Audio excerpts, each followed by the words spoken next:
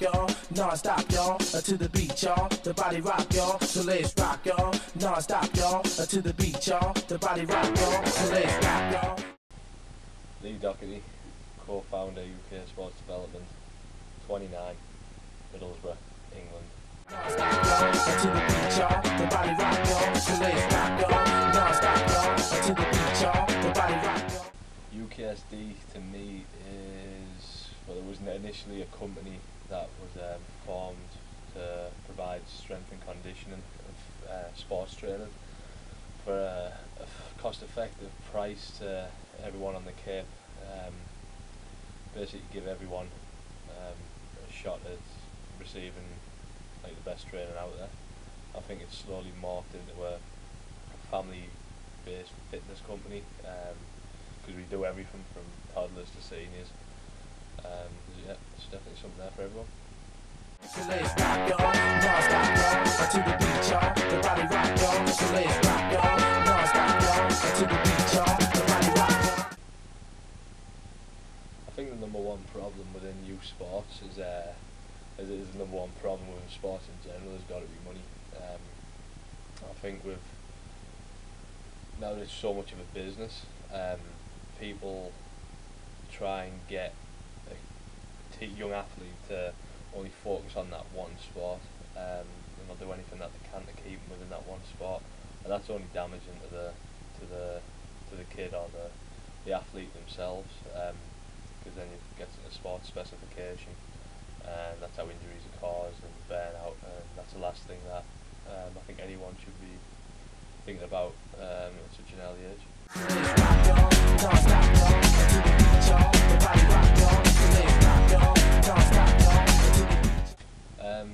North East of England boys, we only really have two sports, and that's soccer and boxing.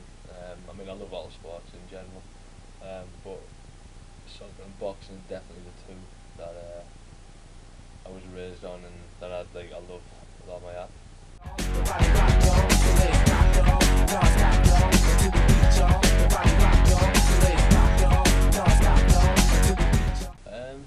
I think I enjoy being a coach most. I think it's got a lot to do with the memories I've got from being a kid. I had some really good coaches, some good mentors within sports, and I hope I can be that to the kids that I work with, or to any athlete that I do work with.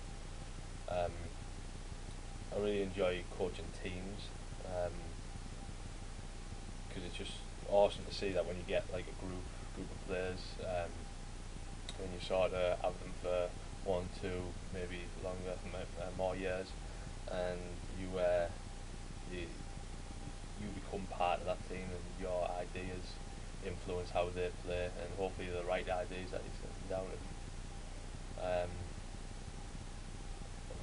It's just the whole package about being a coach is absolutely awesome.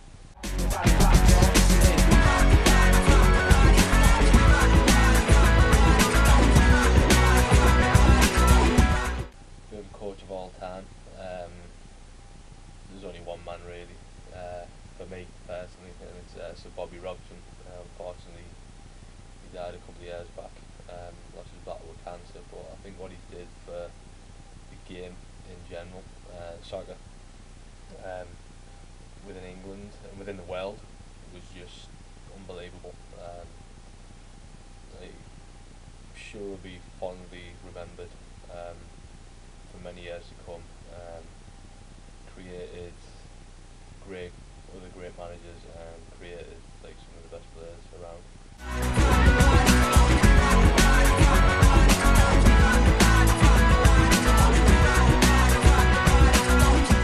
Favourite sporting icon? There's a lot, but I think one thing that really stuck in my head from growing up, one person, Stuart Pearce. I think he was just a proper England boy through and through. Like, he played with his heart on his sleeve. In one instance, Italia 90, he missed one of the penalties that sent England out, and there was probably no one more that you wouldn't want to miss a penalty, because he was just a top lad. Great player, everyone loved him, and I think that bad moment for him personally. But then in Euro '96 we played Spain, and lo and behold we were in a penalty shootout, and he was one of the first lads to pick up the ball, buried it right in the bottom corner, and just the look on his face was just something that stuck with me from that day forward. And it just teaches everyone a valuable lesson that you can, if you fail first time, you just got to keep on plugging away until you get it right.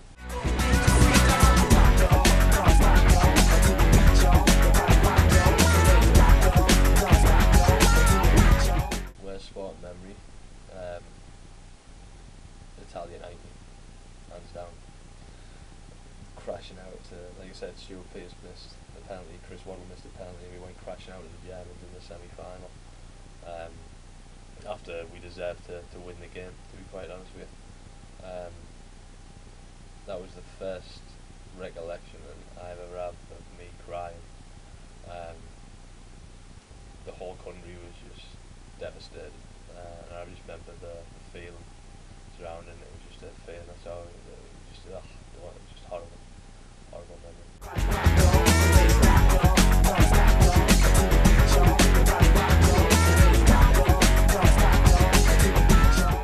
Best sporting memory as a fan that I've ever had has probably got to be Italian Italy. Go figure that one, because it was just an unbelievable event. Roger Miller dancing in the corner flag, North Amateurs.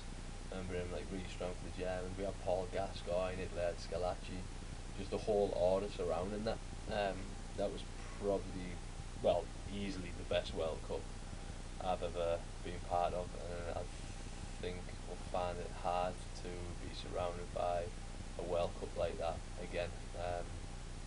England was rocking for that. I mean, that entire cup.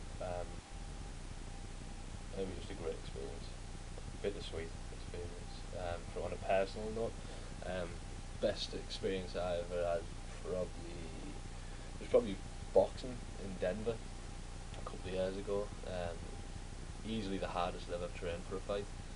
I've been boxing for Mass State Police, and we got flown out to Denver. There was 3 of us from our boxing club, Cape Cod Boxing Club, and we trained together. We were running up and down the beaches, all over Cape, and we put ourselves through 8 weeks of just sheer hell. And then for us to be able to go to Denver, that was like a mile high, and really school their boys. We came away like with 3-0 winners. 3 guys from our club all won. And I remember just getting my hand raised, and I was the last out of 3 to fight, and then just knowing that we'd all came there together, and we've been through hell together to get there. We're in the parking lot afterwards. We could have been like schoolboys. Like we really casual walked up with our bags in the car, just looked at each other, and we were just jumping up and down for joy. And that was probably one of the best memories I've personally had in sports.